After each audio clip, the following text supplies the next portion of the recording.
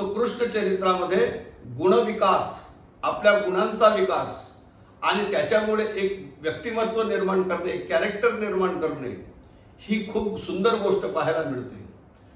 तुम्ही बघा की भगवान गोपालकृष्ण गोकुळामध्ये आल्याच्या नंतर तिथे बाललीलेमध्ये भगवान गोपालकृष्णाचे जे मित्र सवंगडी आहेत, पेंद्या, वाकड्या, बोबड्या, मनसुखा, मधुमंगल, या सगळ्यांचे नावं जर विचारात घेतले तर हे असे समाजातल्या तळागाळातली माणसं आहेत. जशी एखादी गोष्ट करायची असेल तर वाकड्या म्हणजे तुमच्याशी विरोध करणारे, बोबडे म्हणजे ज्यांना न बोलता येतील अशा सुद्धा याचे, काही जड, काही मधुमंगल गोड बोलणारे, अशा सर्व प्रकारच्या स्तरातले लोक समाजामध्ये असतात. कार्य करताना या सगळ्यांना सोबत घ्यावं लागते, मैत्रीपूर्वक यांच्याशी संबंध जोडावा लागतो. ही एक मोठी गोष्ट त्याच्यातून दाखवली.